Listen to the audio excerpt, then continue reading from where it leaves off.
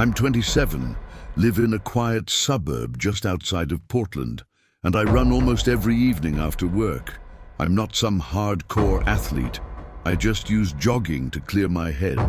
My job in IT keeps me sitting most of the day, so I look forward to that 1 hour where I can throw on my headphones, zone out, and feel like my body still belongs to me. The trail I usually run is about 5 miles long, a paved loop around a lake surrounded by woods on one side and a residential area on the other. It's popular enough that I usually see a few other joggers or people walking their dogs. It always felt safe to me. This happened last spring, sometime around late April, when the days were getting longer, but the evenings were still chilly. I remember because the air still had that damp, piney smell from all the rain. I'd started going out later, around 7:30, to avoid crowds and enjoy the quiet before sunset. Nothing about that evening seemed out of the ordinary. I stretched by my car, adjusted my playlist, and started my usual run clockwise around the lake. I didn't know it yet, but that would be the last time I ever ran there alone. The first mile was the same as always, the rhythmic crunch of gravel under my shoes, my breath syncing with the beat of whatever song was playing, and that peaceful isolation I've always loved. Ducks drifted across the lake, and the fading sunlight turned the water gold. I passed a few familiar faces, a woman with a golden retriever, 2 teenagers biking slowly. I gave them my usual nod. I've always liked that about the trail. Everyone acknowledges each other without ever needing to talk. Around the 2-mile mark, I paused to stretch near a wooden bench that faced the lake. I remember thinking how still everything was. The air smelled like wet bark, and I could hear frogs croaking from the reeds. It was one of those quiet moments where you almost forget the world outside exists. Then I noticed a man across the water, maybe 50 yards away, on the opposite trail. He wasn't running, just standing near the fence that separates the path from the woods.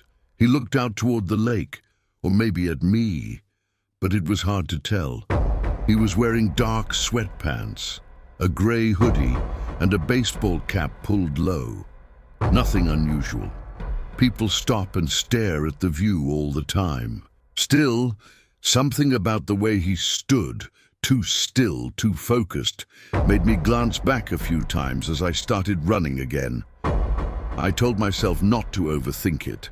The trail looped, so about 15 minutes later I came around a bend that curved back toward that same area. By then, the sun had dropped behind the trees, and everything was tinted with that gray-blue dusk.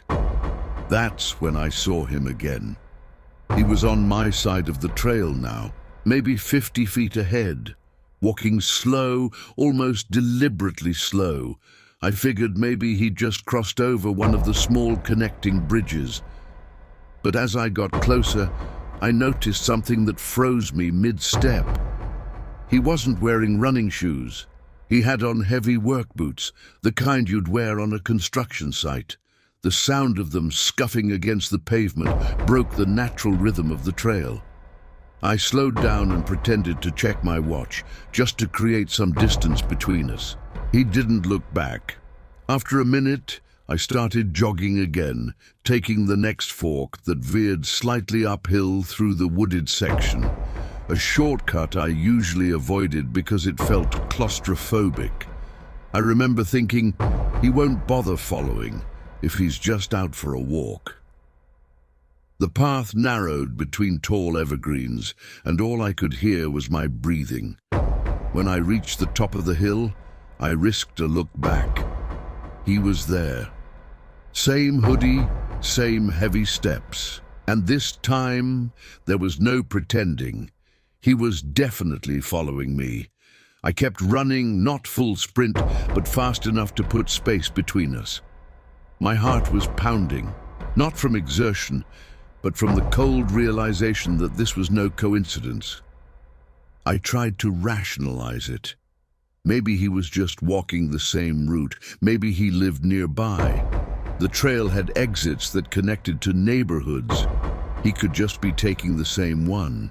But every time I slowed down or turned my head slightly, I caught a glimpse of gray through the trees.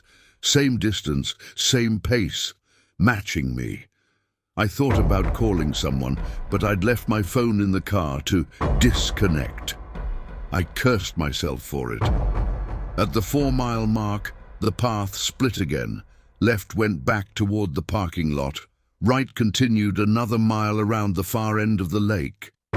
I hesitated for a second, then took the right. My logic was that if I went to the lot and he followed me to my car, I'd be trapped. The trail got darker as the trees closed in. My lungs burned, and I could taste metal in my mouth. When I reached a wooden bridge over the water, I stopped again. Crouched slightly behind the railing, trying to listen. Footsteps, slow, deliberate, crunch, crunch, crunch. He wasn't even trying to hide it anymore. My mind was racing. Should I yell, run into the woods, wait for someone? But the only thing I could think was that the parking lot was nearly empty now. If he was following me, he probably knew that. When he finally came into view, he stopped on the far end of the bridge. We just stared at each other for a second. The air felt heavy, no sounds, no wind, just the distant ripple of water under us. He lifted his head slightly. I couldn't see his face clearly under the cap, but his mouth curved in a way that made my skin crawl. Not a smile, more like an acknowledgement. "Hey," he said, his voice rough, casual. I froze. "Hi," I managed to say, my voice shaking. "You out here alone?" Every instinct screamed not to answer, but I forced a tight laugh. "Just finishing up." He took a step forward, boots echoing on the wood. "It's getting dark," he said. "Not safe out here by yourself." "Yeah," I replied, backing up. I was just heading back. He nodded but didn't move aside. The bridge was narrow, only wide enough for one person to pass comfortably. Then he said something that made my stomach drop. "I saw you earlier. Thought you looked familiar." I tried to keep my face neutral. "Don't think so." Another step forward. "You sure? You park over by the lot near the trees, right? With the silver Honda." I hadn't seen another car near mine when I arrived. How did he know that? That was the moment panic took over. I turned and ran full sprint across the bridge, through the trees, ignoring the branches that slapped my face. Behind me, I heard boots thudding against the planks. Faster now. I didn't look back until the trees broke open to the empty parking lot. My car was maybe 30 yards away. When I turned the key, my hands were shaking so badly it almost slipped from my grip. I slammed the door, locked it, and looked up. He'd stopped just at the edge of the woods, standing under the lamplight, watching me. Then he lifted one hand, almost like a wave, before turning and walking back into the dark.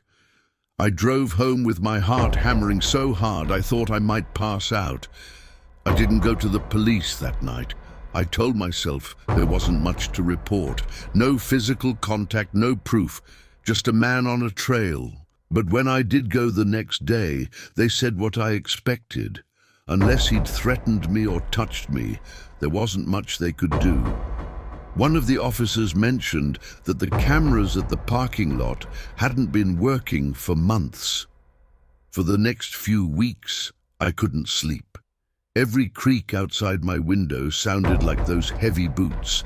I even changed my running schedule to early mornings and switched to a gym treadmill. Still, I never felt safe again. It's been over a year now, and I haven't gone back to that lake. Last week, while cleaning out my glove compartment, I found a folded piece of paper wedged under the seat, one I swear wasn't there before. It just had a single line written in shaky handwriting, "Still running alone. I sold the car the next day. Let's not meet."